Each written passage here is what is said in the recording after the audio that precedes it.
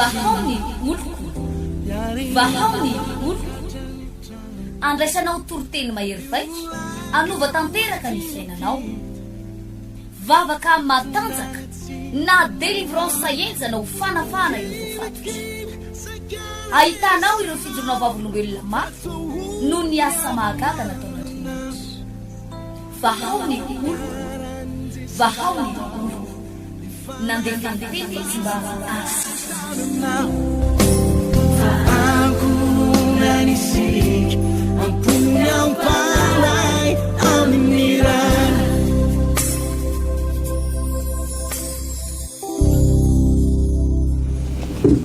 dia mankasitraka antsika rehetra ato anatin'ny tokantrano ato tompoko tafaradalana andray eto amin'ity fahitalavitra sy onjapeo ity manonona ny fahasoavana sy ny fiadanan'Andriamanitra raitsika ary Jesosy Kristy tompo anao sy ny ankonanao mialohan'ny ianarantsika ny afatr'Andriamanitra eto amin'ity andro anitia dia manasanao ny tenako hiaraka iombom-bavaka foya amin'izao fotoana izao ivavaka tsika tompoko ry Andriamanitra raiko tsara indrindra zay ny an-danitra misaotranao amin'ny anaran'i Jesosy raha toka mbola nomenao anjara hitondra ny afatra ao eto hitory ny teninao araka ny voalazan'ny tenin'ny soratra masina fa tsy tsara raha tsy manam-pahalalana ny fanahy ary ianao mihitsy Jesosy no nilaza manao hoe mahadiso hevitra anareo ny tsy fahalalanareo na ny tsy fahafantananareo ny soratra masina na ny herin'Andriamanitra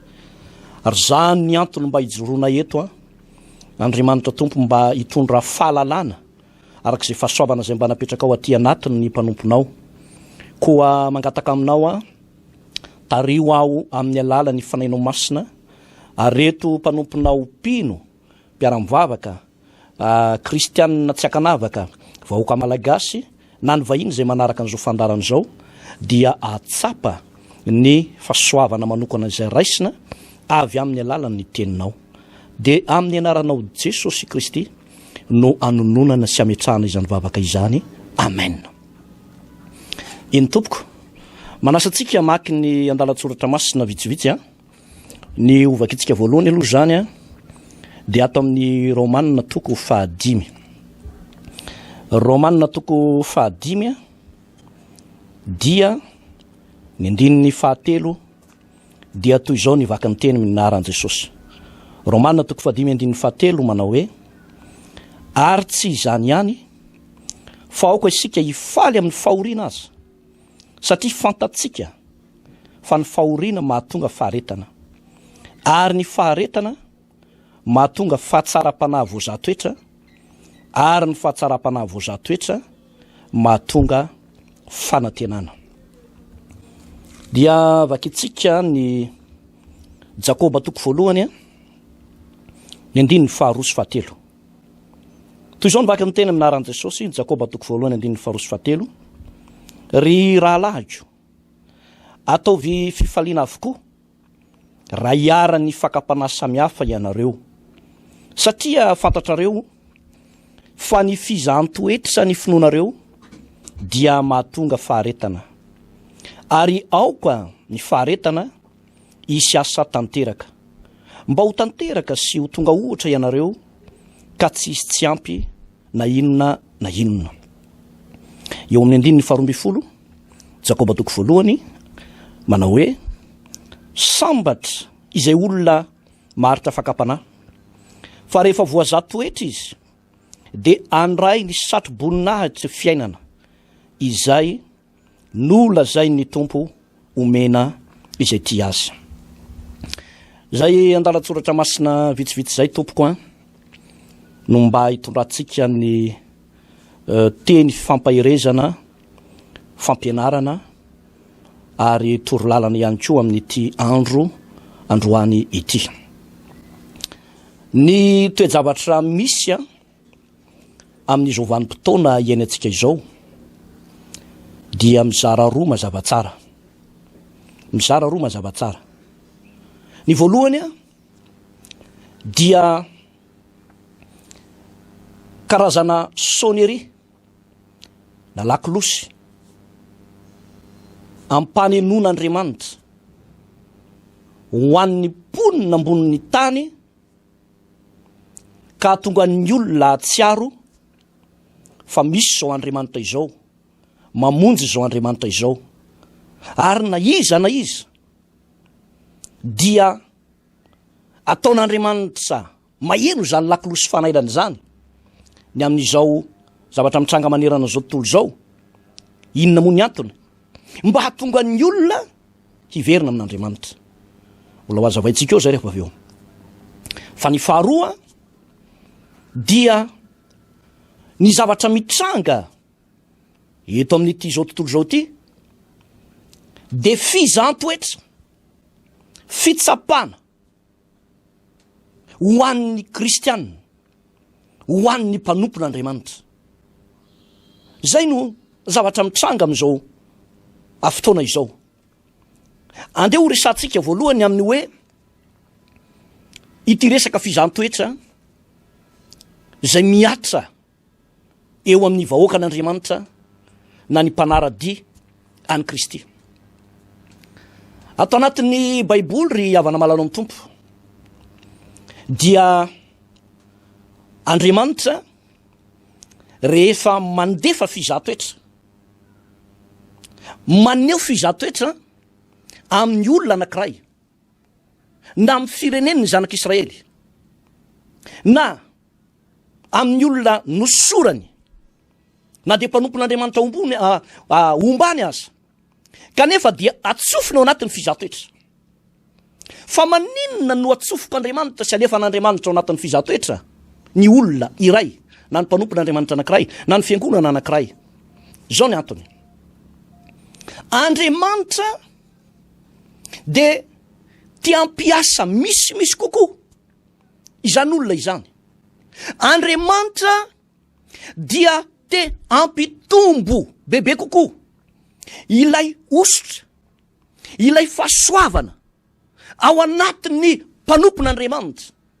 Ka mandrakariva raha misy olona mangetaheta fitombona, raha misy olona mangetaheta fahasoavana bebe kokoa, dia alefan'Andriamanitra ao anatin'ny fizantoetra zany olona izany, alefan'Andriamanitra ao anatin'ny fitsapana izany olona izany.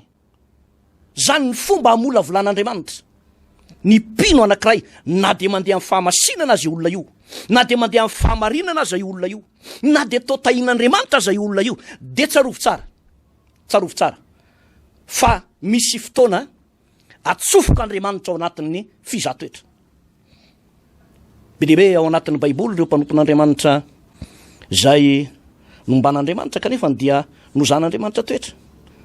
Ohatra kaiky fahafantatsika, ohatra ny tantaran'i Abrahama, nalefan'Andriamanitra tao anatin'ny fizantoetra mivaivay Abrahama, ary tao aorianany fizantoetra zay nataon'Andriamanitra tamin'ny Abrahama raha tsaronao tsara ny soratra masina, no nitenenan'Andriamanitra ka nilazany manao hoe satria nanao zany zavatra izany ianao ry Abrahama ozy, de ny tenako no ianianako, ny tenako no ianianako, fa ho tahina tokoa ianao ary ho fitahina ho an'ny firenena rehetra, ho fitahina ho an'ny firenena rehetra. Zany hoe Andriamanitra ry havana malalo amin'ny tompo rehefa hanao zavatra anankiray lehibe, rehefa hampandeka hanao zavatra anankiray anisan'ny goavana, de zao atsofok'Andriamanitra, alefan'Andriamanitra ao anatin'ny fizantoetra izany olona izany. Jereo tsara ohatra zany vehivavy anankiray atao hoe Estera zany sy Mordekay, rainy Estera zany any olona tsy de nalaza loatra, olona tsy de tazana loatra zany, fa taizany nampalaza azy, taizany no fomba nampiakaran'Andriamanitra azy tamin'ny toerana maizy azy, tao anatina fizantoetra, tao anatina fizantoetra. Ka ho anao mpanompon'Andriamanitra mandalo fizantoetra amin'izao fotoana izao, de ozy ny soratra masina zay nivakitsika teo, ozy ny Baiboly manao hoe ary toy zany ihany fa aoka isika hifaly amin'ny fahoriana azy, satria fantatsika fa ny fahoriana mahatonga faharetana, ary ny faharetana mahatonga fahatsara-panahy voazatoetra, ary ny fahatsara-panahy voazatoetra mahatonga fanantenana. Mifanohitra amin'ny fomba fijery maha olombelona ane zany zavatra zany hoe aoko tsika hifaly amin'ny fahoriana zavatra manahirana mieritreritra zany hoe efa fahoriana be zao ny miatra amin'ny olona rehetra ambonin'ny tany efa toe-javatra manahirana ny zavatra miseho de mbola hifaly ihany ve fa ny baiboly de miteny aoko ianao hifaly amin'ny fahoriana ary eo anatin'le hoe mifaly amin'ny fahoriana dia ambara soratra masina hoe tokony anana faharetana ao anatin'ny faharetan'io de mila mideran'Andriamanitra, mila mifaly ao amin'ny tompo, mila miravoravo ao amin'ny tompo, mila misaotra an'Andriamanitra, mila makasitraka an'Andriamanitra, tsy mila miteniteny zavatra hafa mihitsy ny vava manao hoe tena raha izao ny zavatra mitranga de ingamba ilentika, na hoe raha izao zavatra miseho de ho fahateto, na hoe tena tsisy fanantenana ntsony ty fiainany ty, aizany tany ale, tsy zany ny ambaran'ny baiboly. Fa ao anatin'ny faharetana ianao de miravoravo amin'Andriamanitra, makasitraka an'Andriamanitra, manome voninahitra an'Andriamanitra, zany ry havana, zany ny zavatra ilaina amin'izao vanim-potoana izao. Ary ao anatin'ny faharetana ozy de mahatoka fahatsaram-panahy voazatoetra, ary ny fahatsaram-panahy voazatoetra zany hoe rehefa avy mandalo fizatoetra ny olona anankiray de lasa misy fanantenana hoy ny ambaran'ny baiboly. Ianao zay mahatsara ny tenanao fa tsy manam-pinoana tsony, tsy manana fanantenana tsony, ngamba hoy ianao hoe tsy afaka mitraka nefa ianao mpanompon'Andriamanitra, ozy ianao hoe tena tapadalaka le aty, sahirana mafy aty, tsy loza io za mitena amintsika fa tsy loza miatra aminao io, fa fizatoetra io raha mpanompon'Andriamanitra isika, raha mpino mpanaradian'Andriamanitra isika de tsy loza miatra io na loza mitatao, fa fizatoetra le fan'Andriamanitra io. Ary jereonareo tsara ny fizatoetra dia karazana fitaovana anankiray lehibe mihitsy io fizatoetra io anatrehan'Andriamanitra, fitaovana anankiray alefan'Andriamanitra hanamboarana ny toe-po ny mpanompon'Andriamanitra anankiray. Hitanao ohatra hoe mpanompon'Andriamanitra mora misento, mpanompon'Andriamanitra mora matahotra, mpanompon'Andriamanitra sanatriny zany mety mbola misy felonana ao anatinao, na mety misy avinavina kely na freariana kely ao anatinao, na ren'le manambanimbany olona reny na manao tsinotsinona reny, de ny fomba hanefen'Andriamanitra ny olona anankiray mba hahatonga an'izany olona zany tena ho azo antoka mihitsy toe-pony io, de atsofok'Andriamanitra ao anatin'ny atao fizatoetra. Ary zay mahatonga amin'ny baiboly hoe mifaly raha alefan'Andriamanitra ao anatin'ny fizatoetra ianao am'izao fotoana izao, mety marary ohatry ny olona rehetra ianao, misy amintsika mety tsy mare tsirokanina, tsy mare fofona, de samy manana ny fomba fijeriny daholy, fa izao mety fizatoetra alefan'Andriamanitra io de ao anatin'iny ianao ny manamboatra hoe inona Jesosy ny tokony ho amboarina. Amin'ny olona tena loza miatra mampatahotra, fa aminao kosa misy famolavolana sy fanamboaran'Andriamanitra. Mety mitovy amin'ny olona ihany ny fisehoan'le zavatra mitranga eo aminao, tsy manam-bola, tena tsy mandeha ny asa, tsy mandeha ny varotra tao, tena mitotototo aty sy aroa, de mety misy olona miteny na ny feon'ny fieritreretanao miteny manao hoe to mitovy amin'ny olona tsy mivavaka ihany. Tsy mitovy satria ny anazy tena loza miatra mihitsy, ary alefan'Andriamanitra mba hanairan'Andriamanitra azy. Fa ny anao kosa fizatoetra sy fitsapana de alefan'Andriamanitra ao anatina ny zavatra sarotra anankiray. Tadio fa ny fizatoetra anie tsy mahafinaritra, tsy mahafinaritra, ary tsisy olona maniry an'izany, kanefa alefan'Andriamanitra io mba hanandratana mpanompon'Andriamanitra anankiray. Tsy ny sandratra sy Sadraka sy Mesaka ary Abedinego sy Daniel raha tsy nalefan'Andriamanitra tao anatin'ny ady mangotragotraka. Tsy hita nalaza teo amin'ny Babilôna tany amin'ny fireneny Mediana sy Persiana izy, raha tsy nalefan'Andriamanitra tao anatina fizatoetra vaivay. Tsy nalaza ny apôstôly Paoly sy ry Petera raha tsy nisy fizatoetra tao anatin'ny toerana zay tany amin'ny tranomaisina zay nandefasana azy ny mpanompon'Andriamanitra ve de aniro any an-tranomaisina. Fa zay ny lalana nitondran'Andriamanitra, zay ny lalana nitondran'Andriamanitra, ary zay fomba nitondran'Andriamanitra zay no nampiparitaka ny filazantsara. Koa te hampahery anao ranabavy rahalahy, raha mandalo ny toe-javatra zay neverinao fa sarotra tahaka an'izany ianao, ekeo fa fizatoetra avy amin'Andriamanitra zany.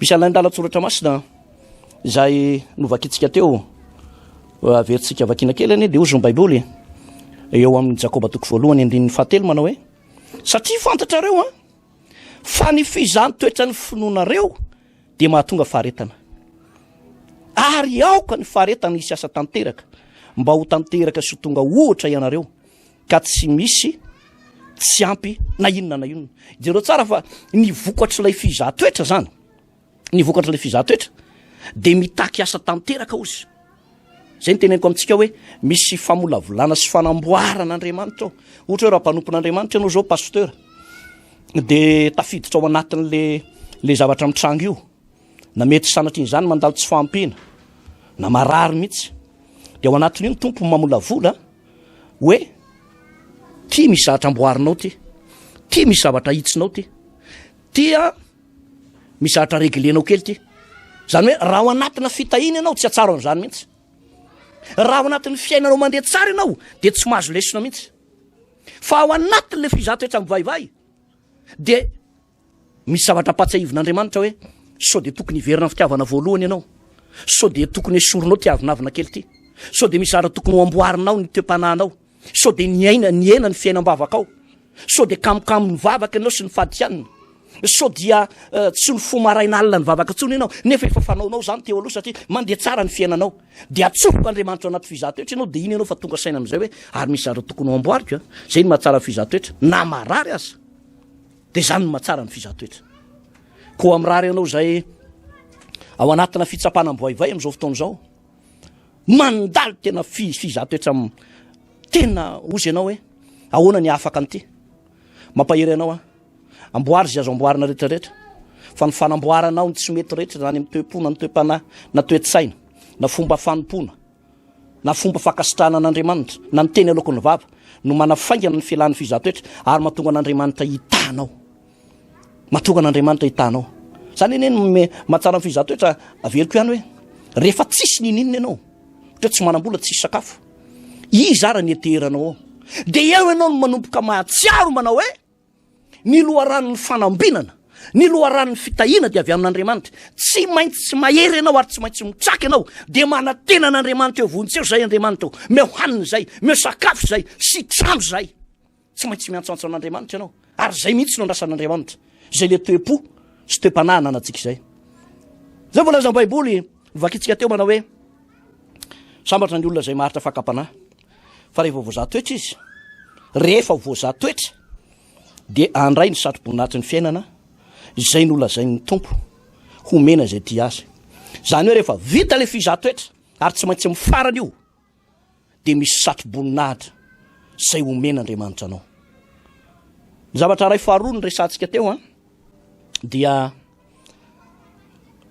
fizahtoetra ozy ny zavatra mitranga am'izao fotoana zao araka ny tenin'ny apôstôly Petera manao hoe azagaga ozy noho ny fizahtoetra mahazo anareo rahalahy fa manjony rahalahy anareo rehetra manerana zao tontolo zao mihitsy io fa zavatra ray faharoa dia feo ampanenon'Andriamanitra soneria ampanenon'Andriamanitra ho an'ny olona rehetra ny zavatra mitranga inona moa ny tanjon'Andriamanitra ao anatin'izany ny tanjon'Andriamanitra dia zao ny voalazany any amin'ny Isaia 9:10 any 5:10 azafady ny 9:5 mitadiava an Jehova de ny mbola hita izy miantsoa azy de ny mbola akaiky izy aoka ny ratsy sy fanahy afony lalany ary ny tsy marina fony heviny ary eo koa hiverina ho am Jehova reny fa hamindra fo aminy izy eny ho amin'Andriamanitsika fa amela heloka de amela heloka tokoa izy raha manamarika ianao dia ny olona anankiray ny olona reo sokajin'olona zay ataoko hoe tsy mivavaka de mbola mizara roa ihany koa ao ireo tena maniratsira faratampony mihitsy am'izao fotoana zao maniratsira mpanompon'Andriamanitra maniratsira fiangonana maniratsira ny filazantsara miteny ratsy ny lalan'ny fahamarinana ary manomboka mipongatra dolodolo ny mpaniratsira rehetrarehetra amin'izao fotoana iainantsika izao. Fa ny karazan'olona faharoa kosa dia ireo olona izay tsy hitany hoe aiza ny lalakale. Satria raha nisotro taoka izy dia manomboka midy mibara dia efa nanomboka tsy nisotrotsony tsy fidiny, nanomboka ny enda ny fifohana sigara. Ireo izay nanana vady roa sy telo dia nany crédit sy ny atao hoe ny méga anaovana fifanerasarana manomboka tsy misy tsony, dia voatery tsy maintsy ao anatin'ny vady aman-janany tsy fidiny ihany koa. Tsy fidiny satria ny rarany sitrapony tsy hijanonao izy, andeha ihany. Kanefa noho ny tsy fananam-bola dia tsy maintsy mijanona.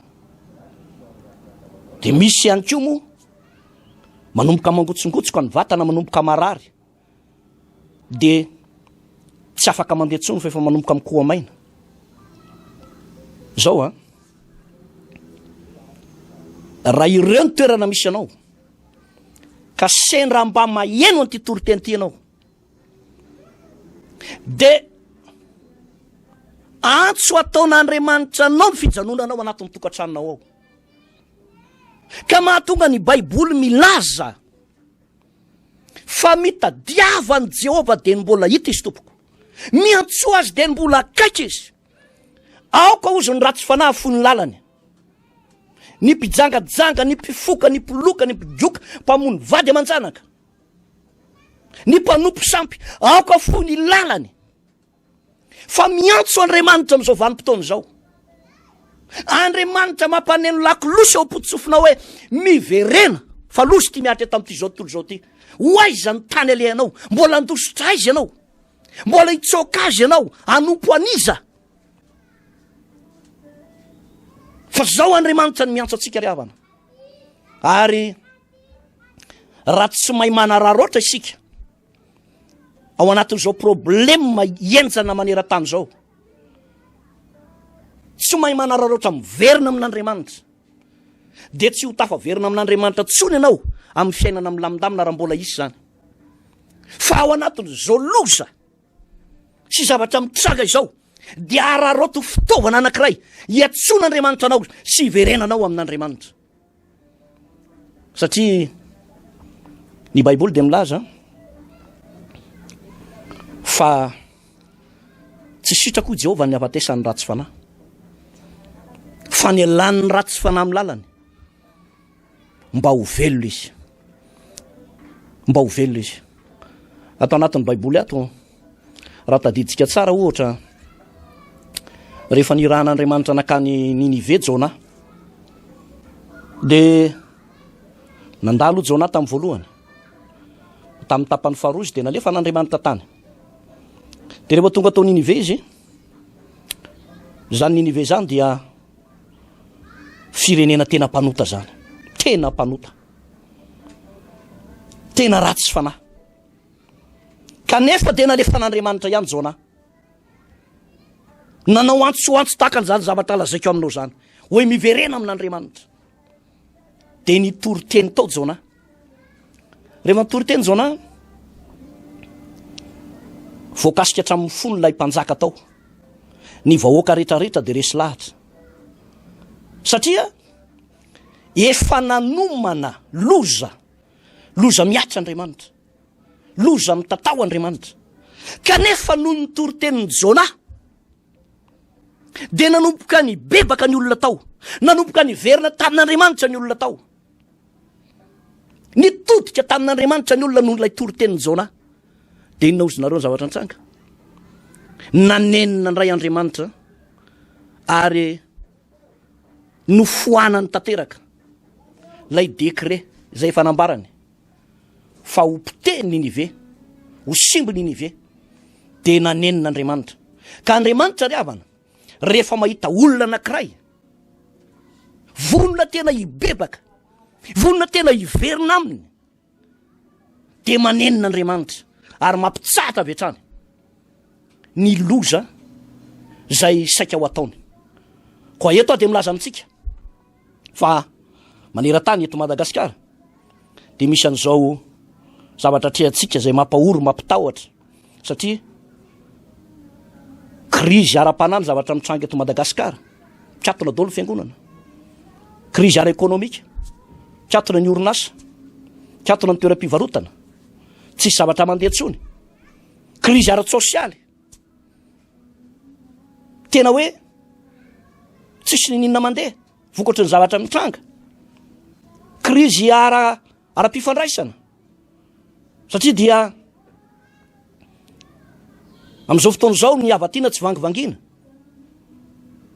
zany hoe lasa tsy afaka mifanerasera ny olona, de be dia be ny zavatra simba ao anatin'izany rehetra zany.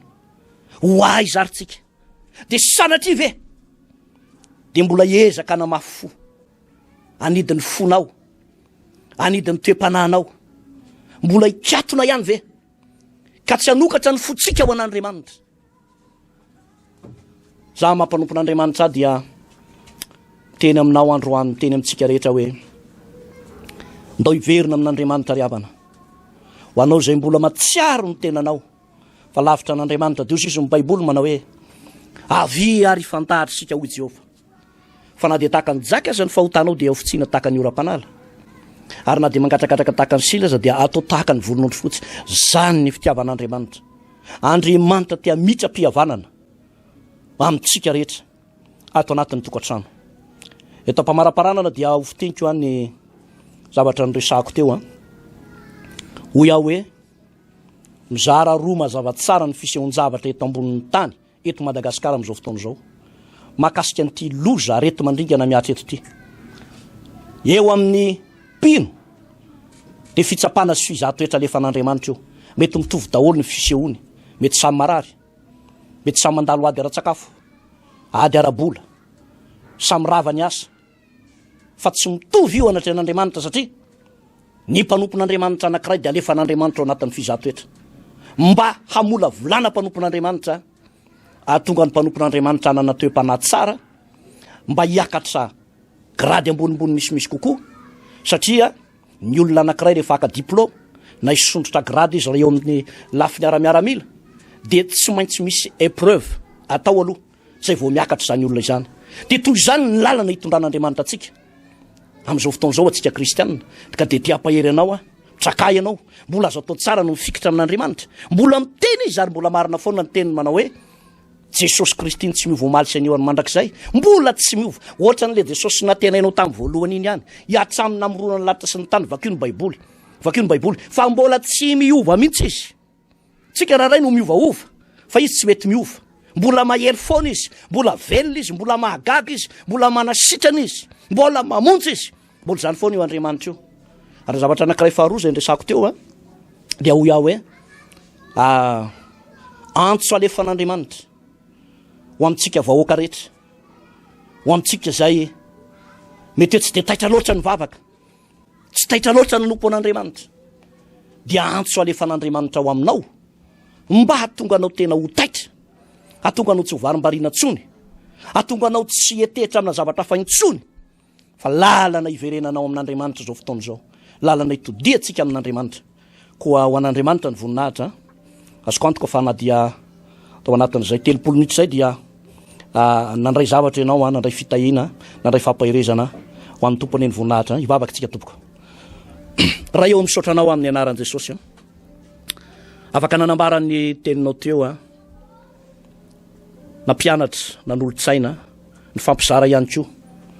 Za de resy lahatra somino fa reo mpino rehetrarehetra sy mpanompon'Andriamanitra zay mandalo ady mahamay sy fizato rehetra mahamay dia anafaka an'izy ireo ianao ary anamboatra ny toe-pony sy ny toe-panahany, satria fanefena ny fizato rehetra dia anaiky an'izany fanefeny zany ary aisotra sy akasitraka foana ny amin'izay zavatra mitranga.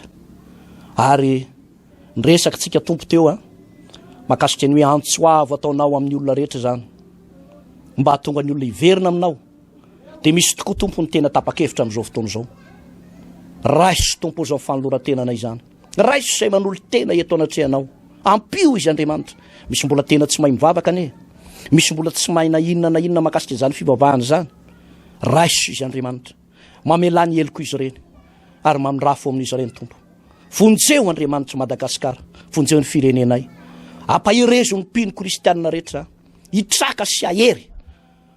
ndrao dia ao ny kikivy nao mitady ilavo lefona mitady tsy hanohy ny azakazaka tsony toandro raha izy ireny tompo ampahirezondray izy ireny amin'ny anaranao Jesosy misaotra indrindra tompo amen.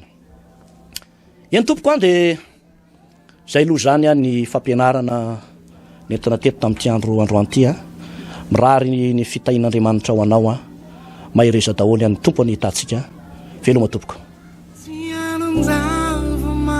Vahaony oloko vahaony oloko andraisanao toroteny mahery vaika anova tanteraka ny fiainanao vavaka matanjaka na délivrance enjana ho fanafana ireo fatotra ahitanao ireo fijorona vavolombelona mafy no ny asa mahagaga nataon'Andriamanitra. Vahaony oloko vahaony oloko nandeha tantety izy mba asitra